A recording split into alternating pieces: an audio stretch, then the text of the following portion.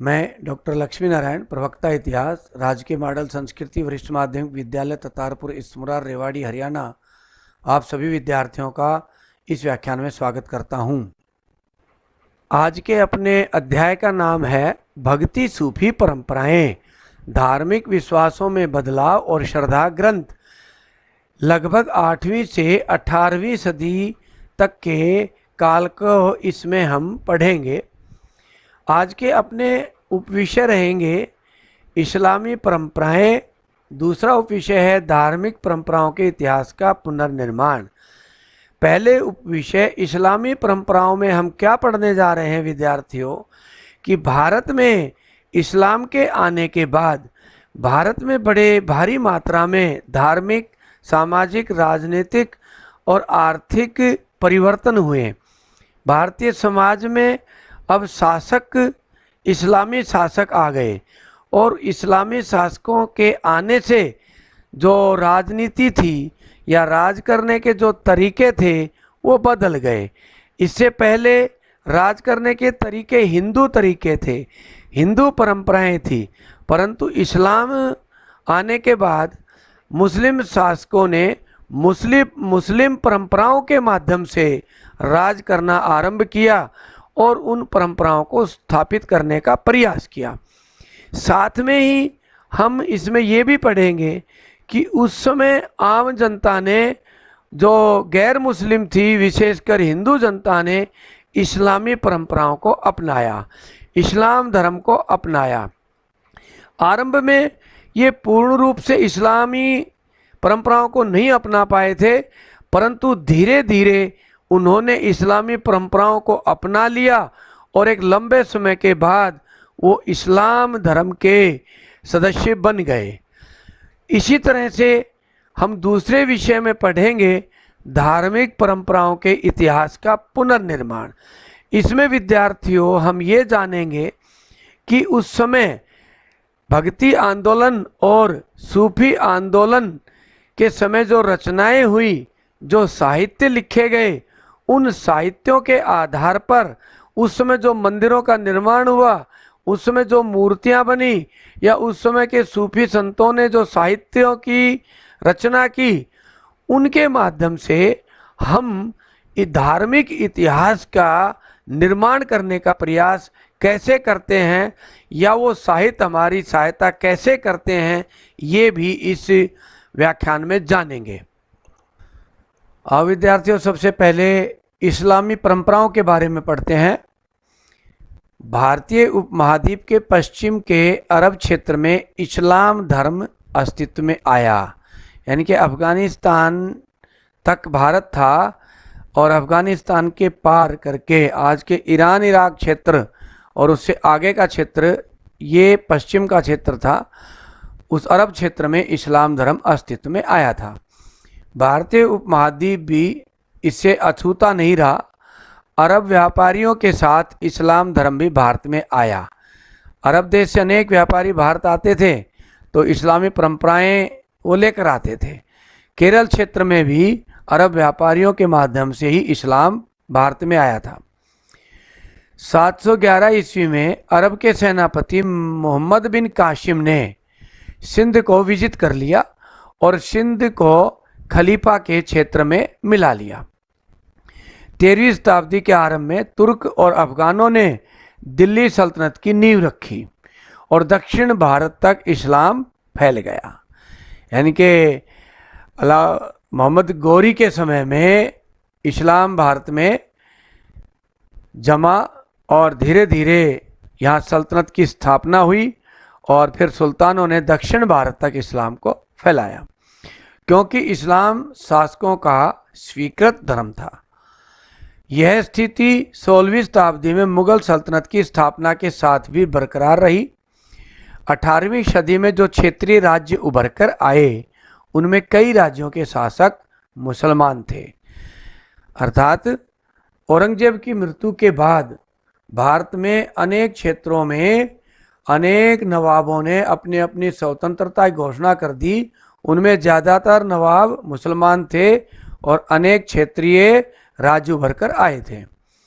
मुस्लिम शासक उलमा के मार्गदर्शन में राज चलाना चाहते थे। उलमा धर्मगुरु होते हैं मुसलमानों के, परंतु भारत की अधिकतर जनसंख्या मुस्लिम धर्म को न मानने वालों की थी। इसलिए मुस्लिम शासकों ने भारत में राज्य के मुस्लिम तरीकों के साथ साथ यहाँ की गैर मुस्लिम जनता के साथ कुछ अलग तरीके भी अपनाए। मुस्लिम शासकों द्वारा शासन करने के तरीके क्या थे? हमने अभी पढ़ा कि यहाँ अधिकतर जनसंख्या गैर मुस्लिम भी थी और राजा यहाँ के मुसलमान हो गए थे और मुसलमान शासक इस्लामी तौर तरीकों से राज करना चाहते थे। फिर भी वो यहाँ की गैर इस्लामी जनसंख्या के साथ भी समन्वय बनाने का प्रयास करते थे। मुस्लिम तरीके कौन से थे जिनके माध्यम से वो राज करना चाहते थे? जो राज में उनके सहयोगी थे, एक था उलेमा वर्ग। उलेमा वर्ग राजा की सहायता करता था मुस्लिम तौर तरीकों से राज चलाने में। उलेमा शब्द कहाँ से आया? उलेमा शब्द इल्म से निकला है, जिसका अर्थ होता है ज्ञान। ये उलेमा मुस्लिम धर्म के कानूनों का ज्ञान रखते थे, इसलिए इनको उलेमा कहा गया। और मुस्लिम कानूनों को क्या कहा जाता था? शरिया। तो शरिया क्या था?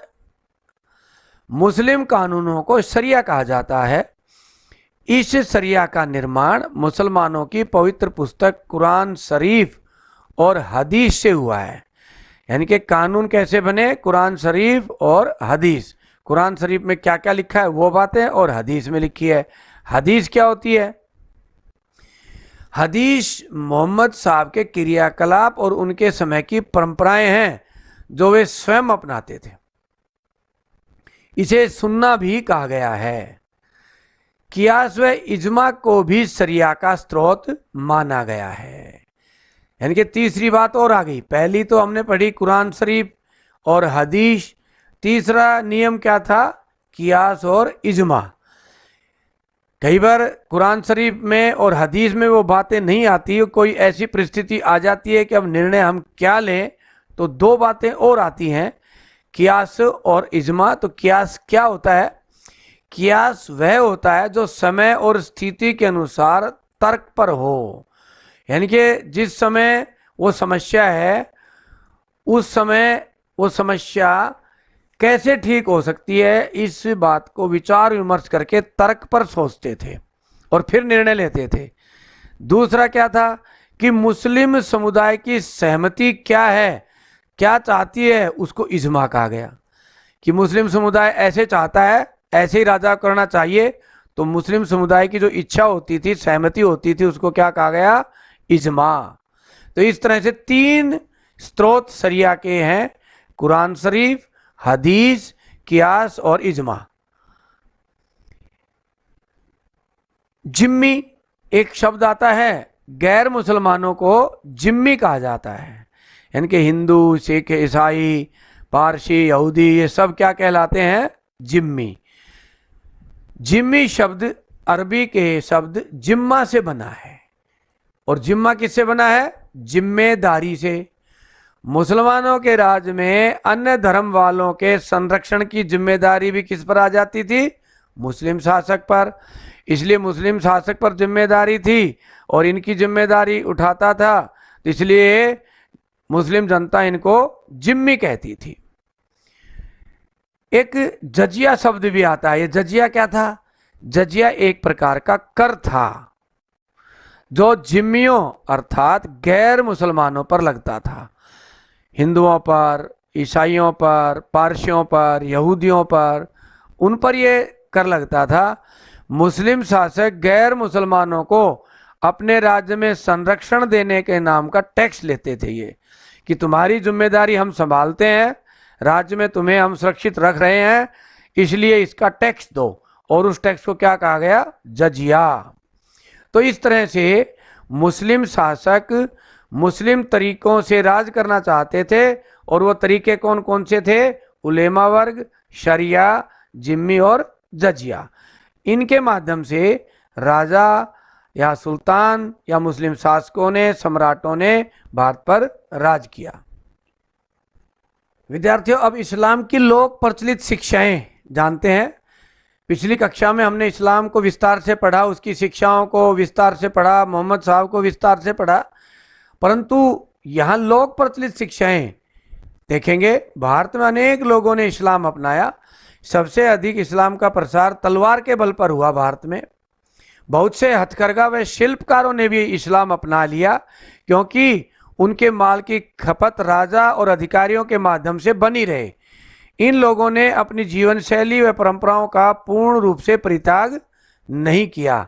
जैसे हिंदू जीवन शैली में जीते थे और हिंदू जीवन शैली में जो उनकी परंपराएं थी वो भी अपनाए रखी, और मुस्लिम परंपराओं को भी अपना लिया।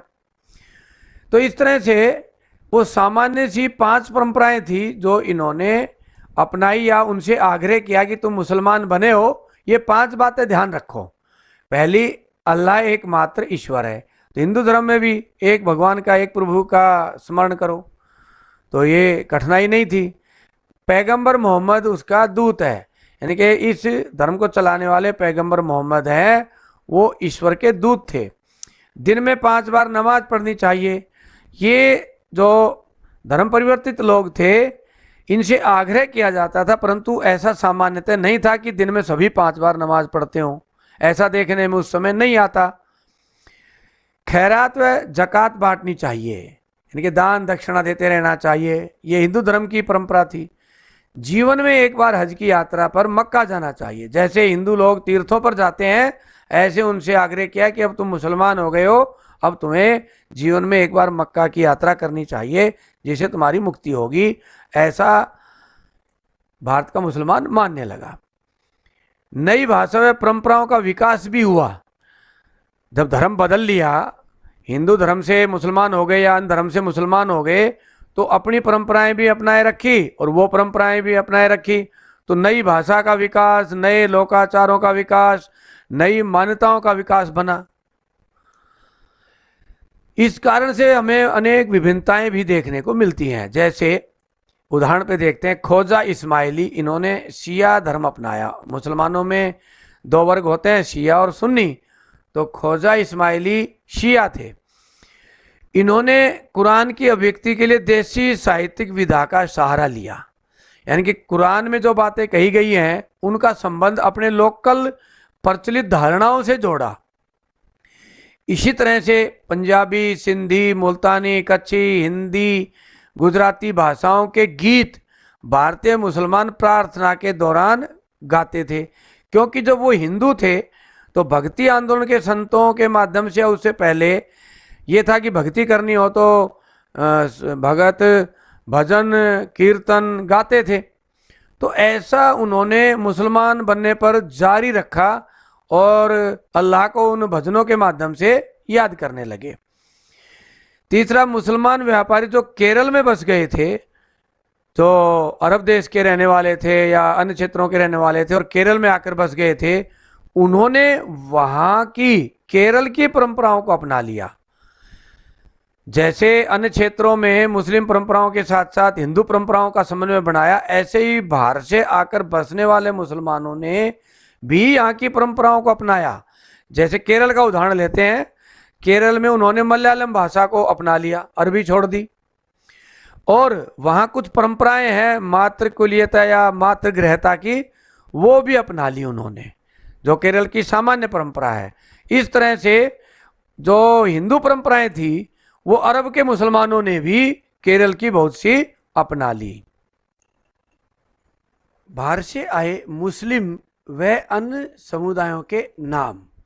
हमारे अध्ययन काल के समय में हिंदू और मुसलमान शब्दों का प्रचलन कम माना जाता है, बल्कि उनको उनके क्षेत्रीय नामों से ही पुकारा जाता था।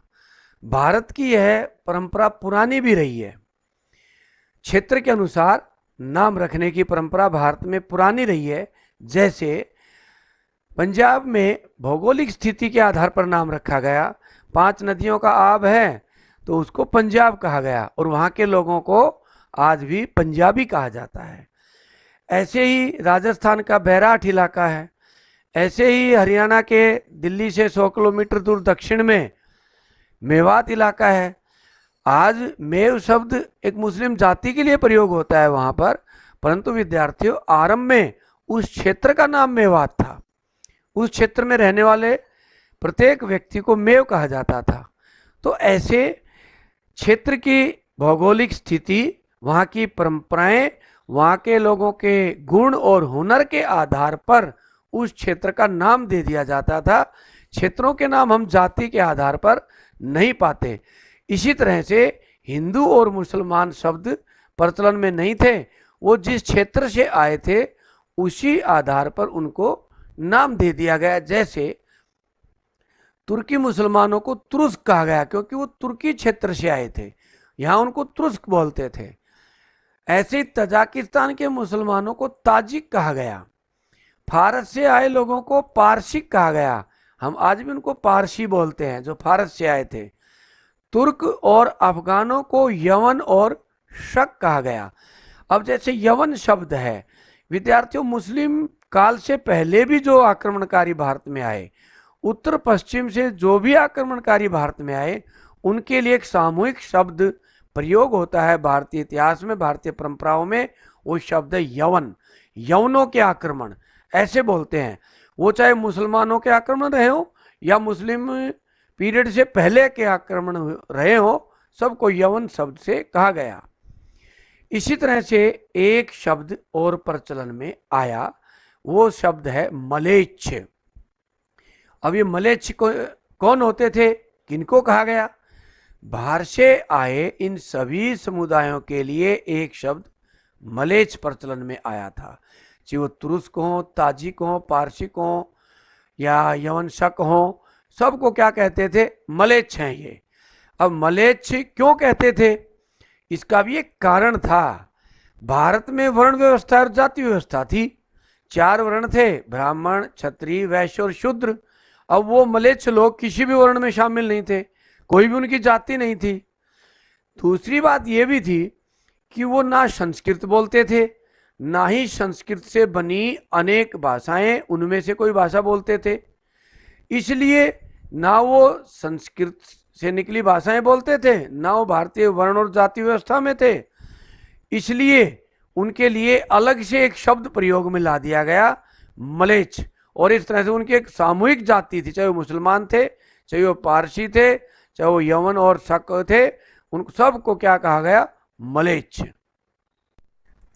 विद्यार्थियों अब पढ़ते हैं धार्मिक परंपराओं के इतिहास का पुनर्निर्माण, यानी कि भक्ति आंदोलन के संतों द्वारा रचित साहित्य और सूफी आंदोलन के सूफी संतों के साहित्यों से हमें इतिहास रचना में कैसे सहयोग मिलता है, यह जानने का प्रयास करते हैं।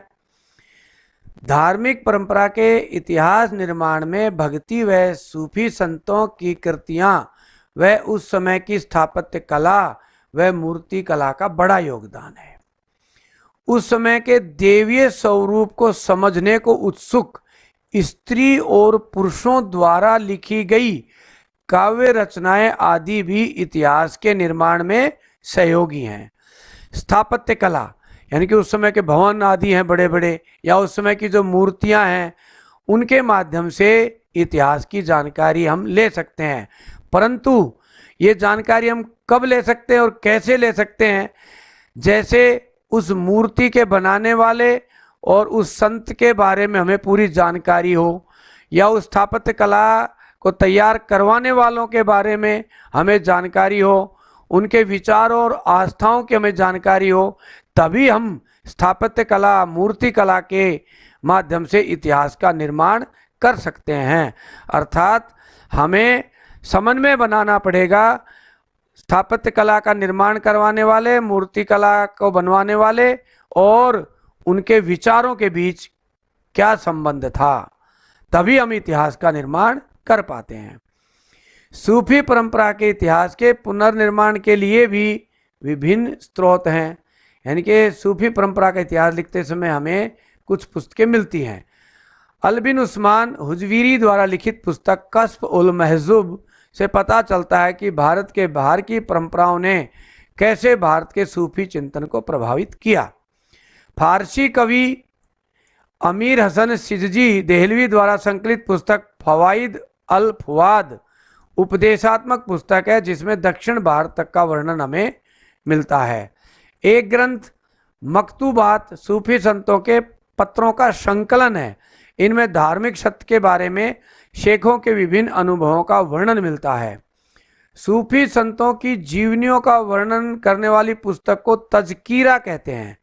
मीर खुर्द किरमानी ने शियार उल औलिया नामक चिश्ती तज़किरा लिखा। एक अन्य तज़किरा अखबार उल अखयार है, जिसका लेखक अब्दुल हक मुहद्दिस देहलवी है। इन तज़किरों की बातें बड़ी ही अद्भुत और अविश्वसनीय है। जैसे वो बरकत और चमत्कार को हमने पढ़ा, तो बरकत और चमत्कारों का वर्णन इन तज़किरों में मिलता है, फिर भी इतिहासकारों को इनमें काफ़ी जानकारी मिल जाती है। विद्यार्थियों, मुस्लिम कला के दो नमूने देखते हैं। ये उस समय की स्थापत्य कला के विशेष नमूने हैं। अभी हम पढ़ रहे थे कि स्थापत्य कला से ही और उस समय के लोगों के विचारों से ही हम इतिहास का निर्माण कर पाते हैं। तो मुसलमानों में मूर्ति निर्माण धर्म में नहीं है, तो उस समय वो भवनों को विशेष डिजाइन देते थे। उनकी स्थापत्य कला विशेष प्रकार की मिलती है। तो यहाँ हम दो मस्जिदों की स्थापत्य कला को देखते हैं। ये पहला बाईं तरफ आतिया मस्जिद मेमन सिंह बांग्लादेश में है। ये देखिए विशेष प्रकार का नमूना है। एक विशेष प्रकार की इसको बड़ी डिजाइनदार घोड़ाई दी गई, मीनारें बनाई गई, ऊपर गुंबद बनाए गए, साथ में ये ईंटों का निर्माण है। तो काफ़ी डिजाइनदार और बढ़िया स्थापत्य कला इसमें प्रयोग की गई है। इसी तरह से ये दाईं तरफ केरल की 13वीं शताब्दी की एक मस्जिद है। इसका भी विशेष है रूप है। देखो इसमें मीनारें नहीं है, गुंबद नहीं है। केरल में उस समय जिस प्रकार के मकानों का डिजाइन बनता था, जो उस समय के वो हिंदू कला थी, जो स्थापत्य कला का उस क्षेत्र का जो नमूना था, उसको अपनाते हुए उन्होंने उस समय मस्जिद का निर्माण करवाया। और हमने पढ़ा भी था कि अरब से आने वाले लोगों ने केरल के रीति रिवाजों को अपनाया था। ऐसे ही केरल क्षेत्र की स्थापत्य कला को भी अपना करके उन्होंने निर्माण कार्य करवाया। तो इस तरह हमने ये स्थापत्य कला के विशेष दो नमूने विद्यार्थियों देखे। इसी के साथ हमारा ये व्याख्यान यहाँ समाप्त होता है। अब विद्यार्थियों, अब अपने व्याख्यान से संबंधित अभ्यास के प्रश्न देखते हैं, जो आपने अपनी नोटबुक में लिखने हैं। और इन्हीं सभी प्रश्नों का उत्तर इसी व्याख्यान से ही लिखें। पहला प्रश्न है, निम्नलिखित शब्दों की व्याख्या लिखें। उलेमा, शरिया, हदीस, सुन्ना, कियास, इजमा, जिम्मी, जजिया। प्रश्न 2 है, इस्लाम की 5 प्रमुख शिक्षाएं लिखें। प्रश्न 3, बाहर से आए मुस्लिम व अन्य समुदायों के नाम लिखिए। प्रश्न 4, धार्मिक परंपराओं के इतिहास के पुनर्निर्माण में सूफी साहित्य का क्या योगदान है। इसी के साथ विद्यार्थियों आज का अपना व्याख्यान समाप्त होता है।